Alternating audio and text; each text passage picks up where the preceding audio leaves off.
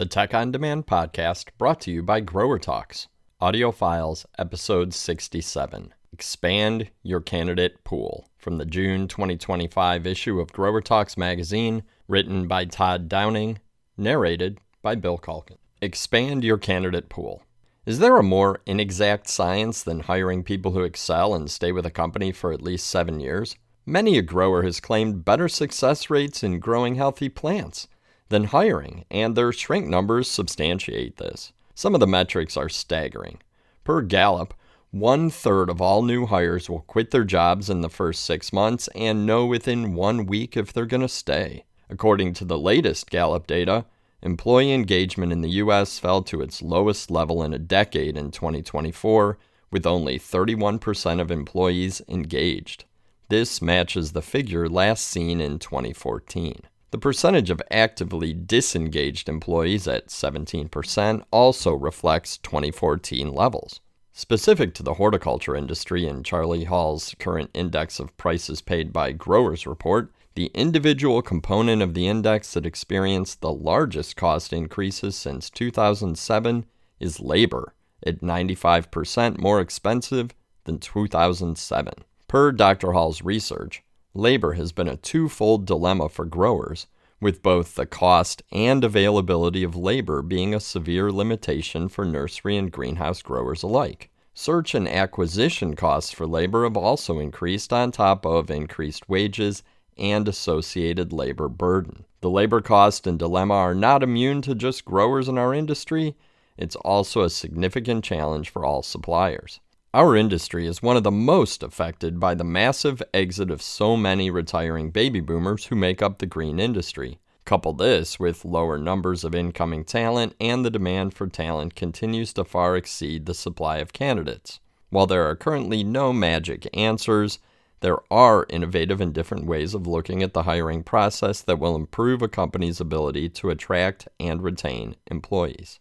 The obstacle. Much of the issue is based on how one defines the talent pool. Hiring managers tend to select candidates only if they have the exact pedigree, experience, and knowledge required for the position. Usually this means they want a sales candidate's book of business to come with them, which, by the way, salespeople with that book of business make up the vast majority of those retiring. For technical, grower-related roles, they want candidates to make a parallel shift into the same role they're leaving so that the new hire is turnkey with extremely low training needed. However, this isn't the 1980s. Candidates today are much more career-savvy, and they have choices both in and outside of our industry. To add another layer of complexity, many business leaders are stuck in two camps: clone the current aging employee population or hire the younger generation. In cloning the current aging employee population, hiring managers want someone who's done it before in their industry and, if possible, for their clients or clients' competitors. The first camp needs low to no innovation, a decreasing talent pool, and the challenge of pulling from a competitor, which is the only place to find those who've done the exact same role you're trying to fill. Hiring the younger generation appears to be a terrific alternative. Get them in early in their career and they'll stay forever, just like the baby boomer generation or Gen Xers, right? Unfortunately, it doesn't work that way. Specifically, targeting younger candidates over older candidates equally able to perform the same job at the same rate of pay is a violation of the Age Discrimination in Employment Act, ADEA.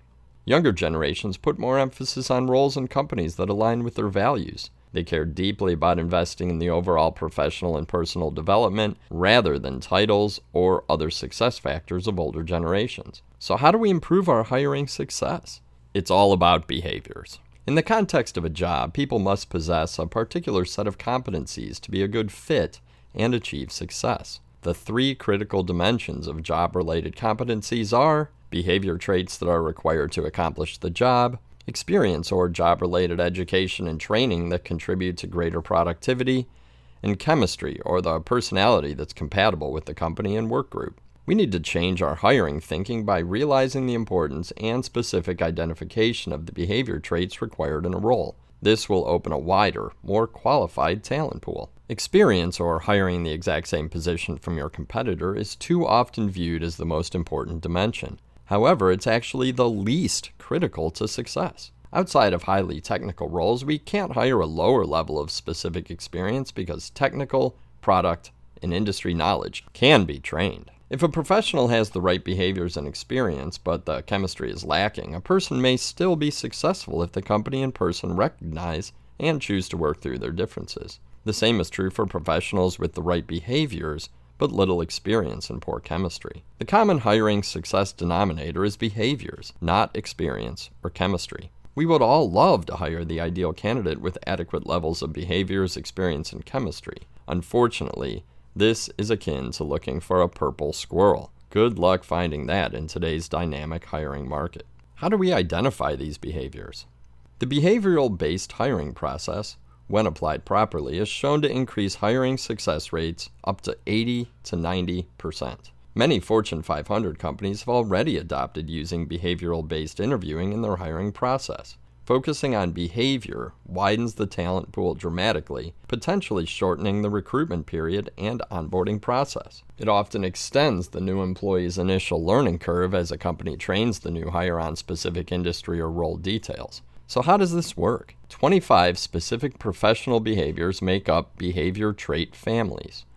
We define these 4 families as motivations. The fundamental drive of an individual is characterized by more than the simple desire to earn money. What provides the individual the personal fulfillment in their work? The 6 specific motivational behaviors are contender, go-getter, responsible, results-driven service centralizer, and excellence-focused. Modes of acting. Functional behavioral traits that address the individual's approach and skills for accomplishing work functions. These include organizational and time management skills, planning and prioritization, initiative, work focus, and physical and mental stamina. 8 behaviors part of modes of acting are coach, investigator, miner, passionate, planner, solution-oriented, tactician, and visionary. Modes of interacting.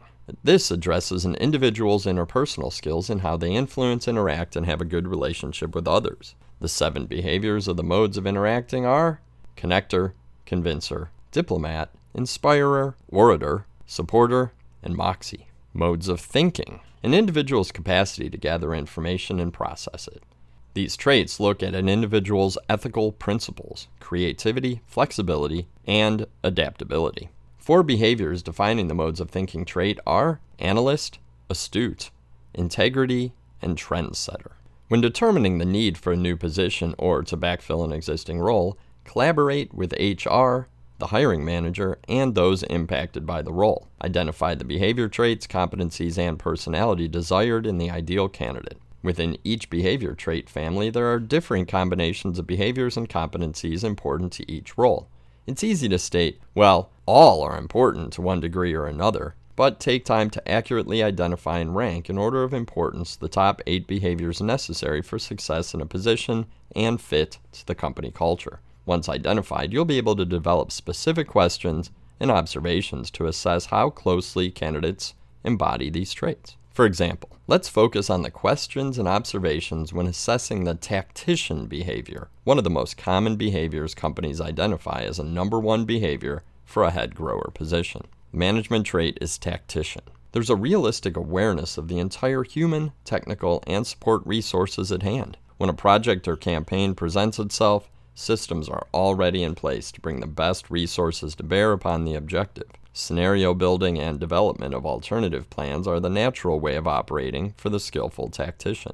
This manager will rarely be caught short by the unexpected. This candidate will effectively delegate resources and prepare for Plan B, focus on efficiency and streamlining, and be a long-range planner seldom caught off guard by the unexpected. Candidates with a diverse experience set, without the exact pedigree, experience, and knowledge of previous incumbents, but who demonstrate the desired combination of behavior traits and competencies, bring innovation and creativity to your business. It's the difference between looking for the reasons to hire someone rather than not to hire them. By assessing and hiring talent based on best behaviors, you'll find more candidates in your candidate pool who can excel in the role, and you may just find the business growth and employee retention you've been looking for.